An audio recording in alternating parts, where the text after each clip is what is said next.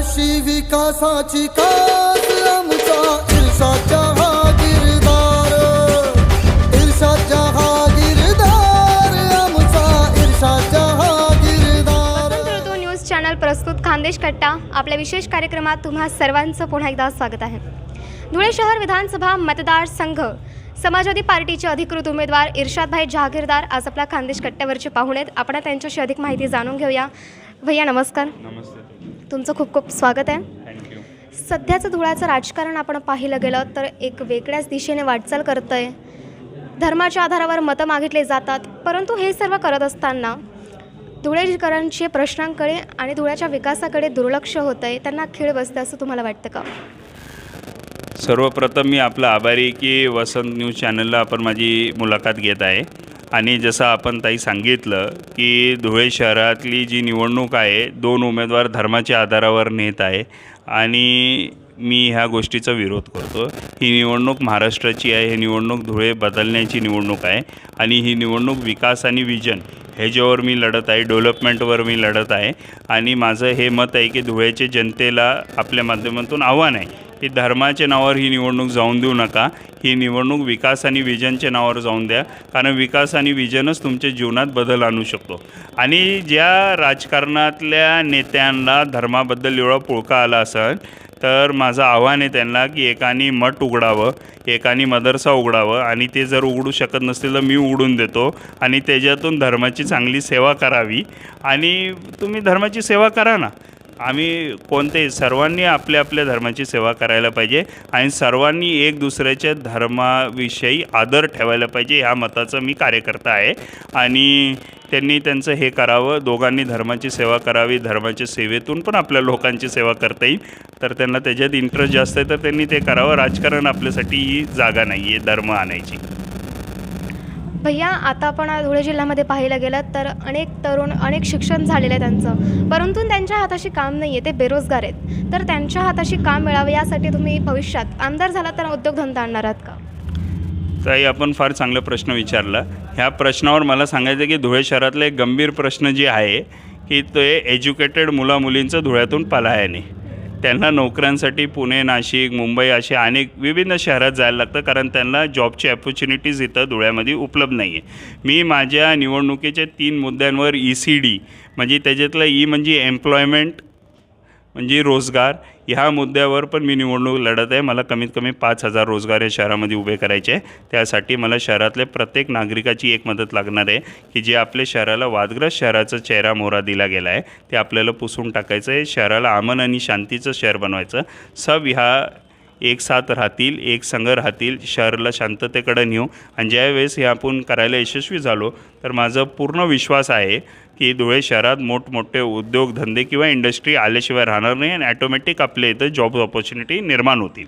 आणि यासाठी माझ्यापाशी एक ब्लूप्रिंट आहे जे मी आत्ता सांगितले की मी जसं आमदार झाल्यावर 6 महिन्यात एक फार मोठा मेळावा घेणार धुळे शहरातल्या नागरिकाचं आणि त्याचं नाव असन एकता मेळावा किंवा एकता रॅली.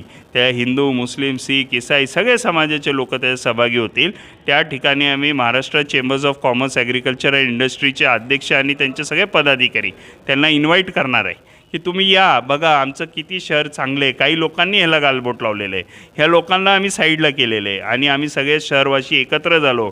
आम्ही तुम्हाला वचन देतो की आमच्या शहरामध्ये तुम्ही इंडस्ट्री आणा, तुमची इंडस्ट्री सुरक्षित ठेवायचं काम आमच्या हातात. या शहरातला एक एक नागरिक त्याच्यासाठी भांडण. आणि ज्यावेळेस आम्ही हे विश्वास निर्माण करायला त्यांच्यासमोर यशस्वी झालो तर मला पूर्ण भरोसा आहे की 1-2 वर्षात आपले इथं मोठे उद्योगधंदे येतील आणि आपले अनेक तरुणींना ज्यांना रोजगाराची गरज आहे, जे उच्च शिक्षित आहे ते होतील आणि धुळ्यातून पण जे तरुणी बाहेर गेलेले ते पण परत आपल्या गावाला येतील असं मला पूर्ण विश्वास आहे. असा तुमचा विश्वास आहे. दादा नक्कीच धुळे म्हटलं गेलं तर धुळे बस स्टेशन हा प्रश्न नक्कीच निर्माण होतो. आज धुळे बस स्टेशनला पाहिलं गेलं तर अत्यंत वाईट परिस्थिती तिथे निर्माण होताना पाहायला मिळते. धुळे बस स्टेशनचं बघा, एक देवपूरचं बस स्टेशन झालं आणि एक आपलं सेंट्रल बस स्टेशन जे शहराच्या मध्यवर्ती ठिकाणी आहे. तर त्या बस स्टेशनला मी आंदोलन होतं ST कर्मचाऱ्यांचं काही दिवसापूर्वी, तिथं गेलो तर ते बस स्टेशनला तुम्ही जावा, काय खड्डे, काय फॅसिलिटीज आहे, काहीच नाही आहे. आणि हे लोक एवढे वर्ष आमदार राहून चुकले, ह्यांनी काही नाही केलं. तुम्ही ते बारामतीचं बस स्टेशन जाऊन बघा, त्या शिर्डीचं बस स्टेशन जाऊन बघा, ते सिन्नरचं बस स्टेशन जाऊन बघा. मी तुम्हाला अनेक बस स्टेशन दाखवू शकतो, त्यांचा चेहरामोहरा बदलला. वर्ल्ड क्लास धर्तीवरचं बस टर्मिनल बनवायचं काम आम्ही प्रयत्न करू त्याच्यासाठी. आणि विकास ही रोज चालणारी सायकल आहे. विकासापेक्षा महत्त्वाचे जे मुद्दे आहे मी सांगितले, एम्प्लॉयमेंट, करप्शन फ्री शहर बनवायचं, भ्रष्टाचारमुक्त शहर बसवायचं, या शहरातून चोरी थांबवायची. दुसरं काम, डेव्हलपमेंटमध्ये आम्हाला 10 शाळा गरिबांच्या मुलांसाठी असे उभे करायचे ज्या वर्ल्ड क्लास एज्युकेशन त्यांना भेटन. कॉलेज 11वी ते पोस्ट ग्रॅज्युएशन आमच्या भगिनींसाठी बनवायचं, ज्यामुळे ते भगिनी तिथं जाऊन शिकतील. तिथं टीचर्स ते खालचं कर्मचारी सगळे लेडीज असतील, एक पण पुरुषाला एंट्री नाही. आणि जेव्हा ते तिथं शिकतील ते पण आपलं नाव रोशन करतील. मला हॉस्पिटल एक असं बनवा, 75 वर्षाच्या वर आपलं स्वातंत्र्य भेटून झालं, पण धुळ्यात गरीब माणूस आजारी पडलं मुंबईला न्यायला लागतं. मग मुंबईला न नेता आपल्या धुळ्यात 100 बेडचं सुपर स्पेशालिटी गव्हर्नमेंट हॉस्पिटल पाहिजे, ज्या धुळे, नंदुरबार, जळगाव कोणताही पेशंट आजारी पडला त्याचं ट्रीटमेंट देतं धुळ्याला व्हायला पाहिजे, तर त्याच्या घरी लवकर आपलं बरं होऊन जायला पाहिजे. ह्या प्रश्नांसाठी मी भांडतो आहे. बस स्टँड करणे, शहराचं सुशोभीकरण करणे, शहरात महिला भगिनींसाठी फॅसिलिटीज उभे करणे, आता मी जसं म्हणलो आपल्याला बेटी उद्यान करणारे, तर हे सगळ्या गोष्टी करायचे आहे ना. पण हे करायचे असताना मी सामाजिक काम करत असताना मला वाटलं की राजकारण पण त्याच्यातली एक चान्स आहे की त्यामुळे तुम्ही लोकांच्या जीवनात बदल आणू शकता. आणि त्यामुळे मी राजकारणाच्या माध्यमातून लोकांनाच माझं मत मागतो आहे, आशीर्वादरूपी मतं मागतो आहे. ते माझ्यासारखे उच्च शिक्षित उमेदवाराला भेटले तर मी निश्चित ते बदल आणीन. अजून पाहायला गेलं धुळ्यामध्ये तर महिला सुरक्षा हा अत्यंत महत्त्वाचा प्रश्न आणि गंभीर आहे. त्याचबरोबर आमदार हा वेगळ्या पक्षाचा असतो, महानगरपालिका वेगळ्या पक्षाची दिसते. महानगरपालिकामध्ये आपलं काम घेऊन गेलो तर ते म्हणतात आमदाराचं काम आहे, आमदारकडे गेलो तर ते म्हणतं महानगरपालिकेचं काम आहे. जर तुम्ही आमदार झालात तर तुम्ही ही समन्वय कशी बांधणार? बघा, मी पब्लिक ॲडमिनिस्ट्रेशनमधला स्टुडंट आहे, तर मला माहिती आहे सामान्य प्रशासनाचा गाडा कसा हाकायचा. तर ती बैलगाडी ज्याच्या हातात दिली त्याला समजायला पाहिजे की ते बैल कशी कंट्रोल करायचे. तर महापालिका, यंत्रणा, हे सगळे ते पार्ट अँड पार्सल आहे ते सायकलमधले. तर हे सगळे यंत्रणेला आमदार म्हणून जर मी कुणाचा मिंदा नाही राहीन तर मी त्यांना सांगू शकतो हे काम करायला लागत नाही, ते इथून उठत नाही. आणि मीच कुणाचा मिंदा असेल तर म्हणतील काय साहेब चलो, मग लगेच बाहेर रिव्हर्स गिअर. तर ते होणार नाही. हे बघा, मी त्या खुर्चीवर बसलो तर 5 वर्षात 1 मिनिट पण हे सांगणार की हे माझं प्रॉब्लेम आहे, त्याला कसं घडवायचं ते माझ्या हातात. मग दादा, तुमची सर्वात मोठी लढाई कोणाची आहे विधानसभा निवडणुकीमध्ये? माझी लढाई विकास विरुद्ध धर्मावर मत मागणं. मी विकासावर मत मागतो आहे, मी सर्व धर्म समभावावर मत मागतो आहे. आणि माझ्या विरोधात विशिष्ट धर्मांना टार्गेट करून आणि धर्माच्या आधारावर मतं मागतात आहे. मी डेव्हलपमेंटसाठी मत मागतो आहे, धुळे बदलण्यासाठी मत मागतो आहे. काही लोक स्वतःचं जीवन बदलण्यासाठी मत मागतात आहे. परंतु तरी सर्वात मोठं आव्हान कोणाचं वाटतं? आव्हान कोणाचंच वाटत नाही. आव्हान मी सगळे पेलून जातो. मी तुम्हाला सांगितलं मला आव्हान इश्यू आहे. आता 3 जण त्याच इश्यूवर आहे ना. 3 जणांचे विचार मनुवादी विचार आहे आणि माझे विचार हे शिवशाहू फुले आंबेडकर आझाद हे विचारधारा आहे. तर एक विचारधारा विरुद्ध दुसरी विचारधारा अशी लढाई आहे ती. सर, सरकारने आता लाडकी बहीण योजना सुरू केली होती, त्याबद्दल तुमचं काय मत आहे? मी ह्या लाडकी बहीण योजनेबद्दल जे आमच्या गरीब भगिनी आहेत त्यांना जी मदत सरकारकडून भेटती आहे, तर सरकार कुणावर उपकार नाही करत आहे. या सरकारमधला एक पैसा हे जनतेचा पैसा असतो.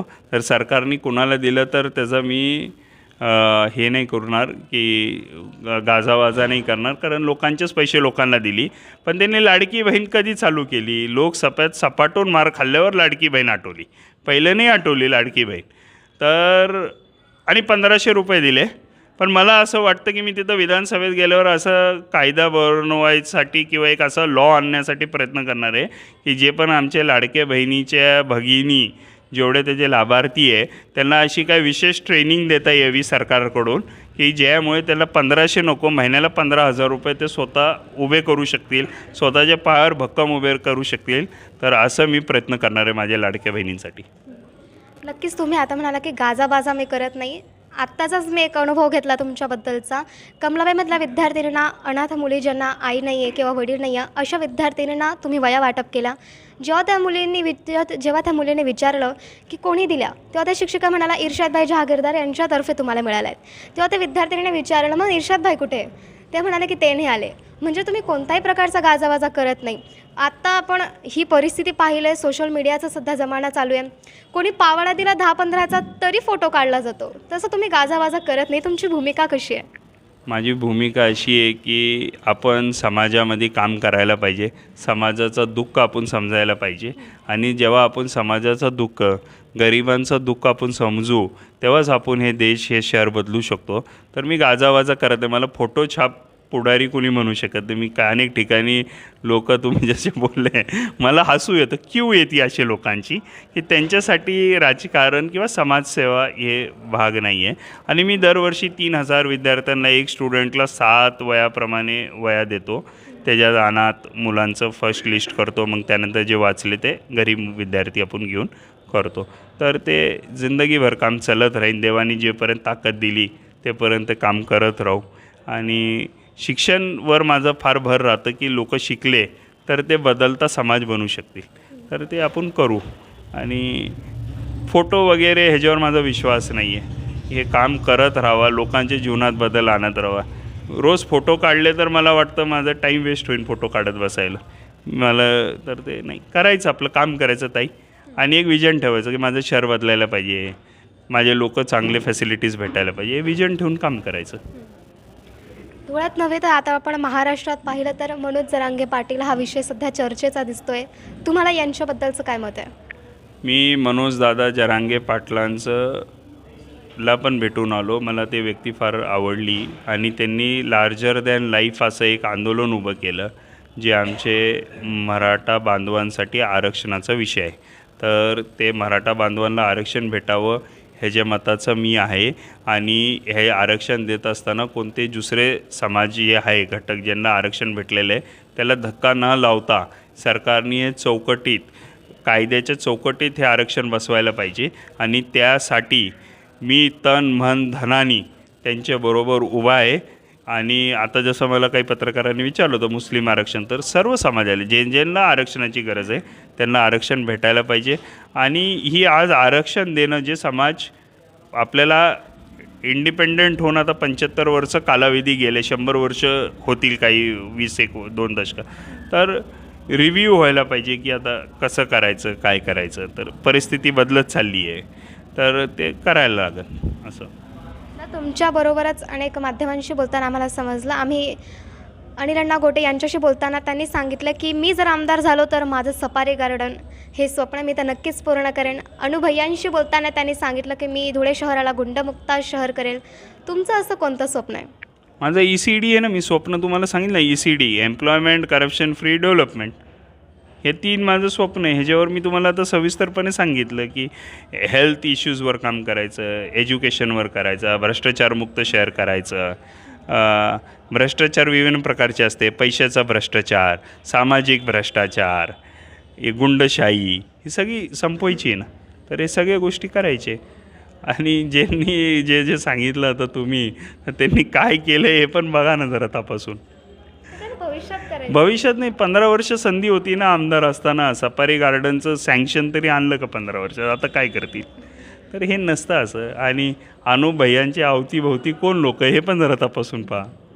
तर ते काय करतील आता? लोकशाही कार्यकर्तेच अडचणीत आले बिचारे. आता आमचं काय होणार आहे? लोकशाही खूप महत्त्वाचा एक भाग आहे, त्याला थाटामाटात साजरा करायला हवा. परंतु मतदानाचा टक्का काही वाढताना दिसत नाही, तर तो वाढवावा. आणि समस्त धुळेकर जनतेला शेवटचा प्रश्न आहे, तुम्ही काय संदेश द्याल? मी आपल्या माध्यमातून धुळेकर जनतेला एकच प्रश्न देईन की आपण मोठ्या प्रमाणावर 20 तारखेला येऊन मतदान करावं. मतदान हे बदलावासाठी करावं. मतदान हे आपल्या जीवनातल्या, आपल्या मुलांच्या जीवनात बदल आणण्यासाठी करावं. आणि आपल्या येणाऱ्या पिढीचं भविष्य सुरक्षित करण्यासाठी मतदान करावं, ना की कोणत्या धर्मावर, जातीच्या आधारावर. म्हणजे हे सांगेन का जात पे ना पात पे, ओढ देना विकास की बात पे. आणि डेव्हलपमेंटला आपण ओढ द्या. माझा विश्वास आहे 10 वर्ष भारतात जर निवडणुका फक्त डेव्हलपमेंटवर झाले ना तर आपण लगेच दुबईच्या आजूबाजू जाऊन बसू. एवढं भारी आपलं विकास होईल. तर हे डेव्हलपमेंटच्या आधारावर निवडणुका व्हायला पाहिजे असं माझं मत आहे. आणि लोकांना हात जोडून विनंती की कृपया निवडणूक धर्माच्या आधारावर न जाऊन देता डेव्हलपमेंटच्या आधारावर जाऊन द्या. एज्युकेटेड माणसाला संधी द्या. माझ्यासारखा अमेरिकाला हार्वर्डला शिकलेला, इंग्लंडला शिकलेला आणि न्यूझीलंडला शिकलेला अशा माणसाला आपण संधी द्यावी अशी माझी लोकांना नम्र विनंती आहे, आव्हान आहे. 20 तारखेला त्यांनी मला सायकल या चिन्हासमोरचं बटन दाबून विजयी करावं हे आपल्या माध्यमातून आवाहन करतो. नक्कीच इर्शाद भाई, खूप खूप धन्यवाद आमच्याशी संवाद साधल्याबद्दल. या पुढच्या राजकीय घडामोडींबद्दल तुम्हाला खूप खूप शुभेच्छा. नक्कीच विधानसभा निवडणुकीमध्ये काय होणार हे पाहायचं महत्त्वाचं आहे. कॅमेरामॅन स्नेहासह पूजा वसंत, चित्ते, धुळे.